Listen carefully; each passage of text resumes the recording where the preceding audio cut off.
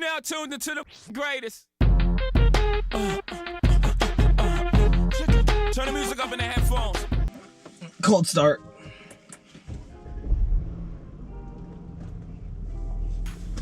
Perfect. I promise you Audi Q5 content, and that's what you're getting.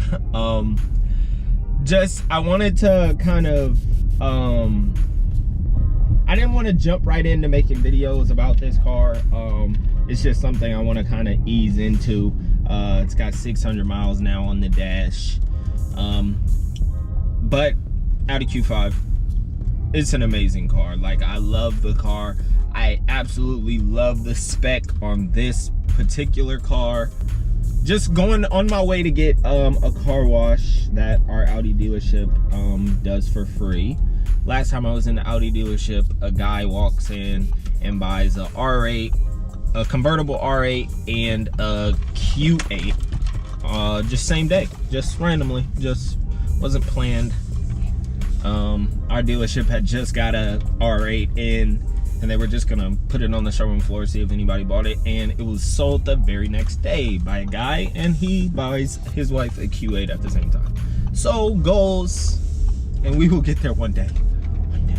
But the main focus of this video, like the title, well, like you see in the title, the Audi Q5.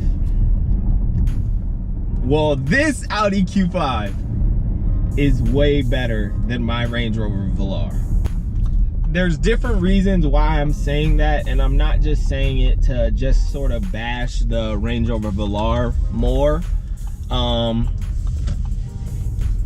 So there's certain reasons why I'm saying that, and I'll kind of go through them and kind of discuss why I believe that. But first, I just want to go to the obvious. The car, the driving position and how it drives, I like the Q5 a little bit more than the Range Rover Velar. Now, I think I would have said differently if I would have got the V6 version of the Velar, but as some of you may know, my Velar was 4-cylinder turbo. So it wasn't fun to drive, and it felt bigger than this car, and it probably is bigger than this Q5, but it just felt like it, and it was so slow and kind of just out the box. Let's just say it just felt out the box. Overall driving, I think I enjoy this one more. And the one thing about my Range Rover Velar, though it was $65,000, it didn't really feel like it. It looked like it from the outside. Inside, it did not feel like it. The JLR tech is just something that's so buggy and so glitchy. It's something that I just wasn't a fan of, and it was kind of hard to live with. It looked great. Taking pictures, doing all that, the Snapchat, it looked beautiful. But just living with it day to day, the tech from JLR is just not up to par. Like, it's just for the prices of those cars, of those vehicles, and I didn't even have, like, they go up to 130,000 or way more, but for what I had on the low kind of average spectrum of the price range, it didn't meet up to it. This Q5, and like I said, I got the best deal on this Q5 than any other 2019 Q5 in the world. This Q5 is $10,000, well, sticker price $11,000 cheaper than my Range Rover, but way more. You get way more for that price than I did for that. So this has the heated steering wheel, heated and cooled seats. The seats, and they cool and heat so fast, it is ridiculous. But heated and cooled seats, obviously it's this kind of grayish color with this different wood, or I don't know what that material is called. Dual climate zones and all that. Well, actually 3-way climate zones for the back too, so you can control them individually. the spec just feels like, it feels like you get a lot more with Audi. Like you spend the sticker price $54,000, but you get way more. This is the Premium Plus. You just get more. I don't know what it is. Range Rover just didn't feel, like, it felt like I got like the base spec, and which is weird because the base spec on a Velar is like $51,000. So I had $65,000 and it still didn't feel very good. Yeah. Be right back. A few moments later.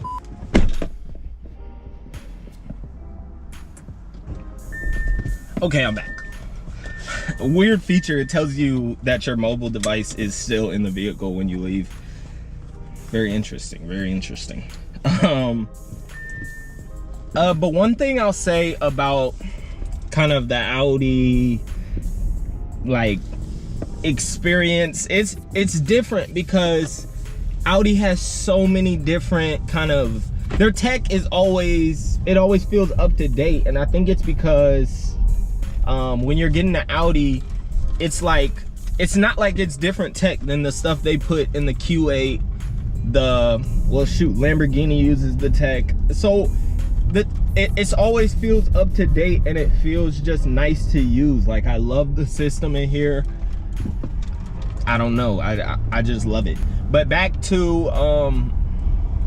the actual what you get for the price. This is obviously 54, like I said, but it has the Bang & Olufsen 18 speaker system in here, and it sounds crazy. Like, I haven't, halfway is almost too loud. Like, when you turn it halfway, it's almost like, all right, bro, you gotta chill out, and people look at you. But the Range Rover, I would almost put it on full blast, and it would feel like it's like the Camaro. Like, I can't, it's not a good system. It doesn't sound very good. Another thing that I really like, it's just personal, and a lot of people don't care, but when a car doesn't have a big gas tank, it really bothers me. That's sort of the reason I like that Ford Raptor with the massive gas tank. I know it takes $125 to fill up, but you get 800 miles fuel range. This is one that I think it's 18 gallon or maybe 20 gallon. You get 450 miles every time you fill up. So I've drove, it's under half a tank, and there's 195 miles left on the tank. Like, that to me, that's a big deal to me. I don't know if I just don't like the feeling of going to the gas station that much. Like, I don't know, it's a big deal. But the Range Rover got 300, sometimes it would say 305. You fill up, it's a 305. You pretty much drive a couple days and it's to 120 miles left. Like, I really don't like that. I really don't like that feeling. And it sounds funny coming from a guy that Camaro is on E85 and I'm getting 11 miles per gallon. It sounds funny coming from me, but I'm just saying, in my SUV, I want to feel like, okay, we filled up, we're straight for a minute, and we're good. But I mean, you can't have everything you want, I guess. But this fuel range is perfect on here. I love it. One thing I will say for Land Rover and for my Range Rover Velar, the looks, you can't beat the looks. The curb appeal, it looks like an amazing vehicle. It's gorgeous to look at. I love getting out, looking back, like that's one of the cars. This car, not so much. Like, it looks good from the front, but you catch angles of this thing and you're like, ooh. But Range Rover, I love the looks pretty much all around the car. So Range Rover obviously will always probably have the looks in my book, and just and in terms of actual what the different cars can do. Obviously, Land Rover's known for being off-roading, being able to handle tough terrain. I had the Terrain Response 2 unit, so I had the upgraded unit for even more off-road capability. This, obviously, nobody would take a Q5 and be like, let me go try to ride through this mud. But but it does what it needs to do. We're in Nebraska, so it snows, so it handles that job just fine, But yeah, I'll kind of give you a feel what it's like to drive this thing, and I don't know kind of why I like it so much.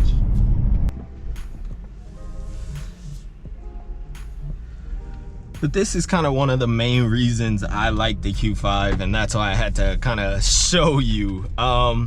Just Audi's infotainment, heads up, well, display on the dash, their digital, like, I love it. Like, I love, so my Range Rover Velar didn't have Apple CarPlay. There was something that you could buy and add it, but even then, I have to pay extra just to get Apple CarPlay, and I feel like that's mandatory. Like, you spend it over 15 grand, it should have Apple CarPlay at this point. But I just love the system. I feel like it's easy to navigate, and you can kind of just see everything. Okay, it's snapping me back to Apple CarPlay, but you can just see everything, and I love the easy access, and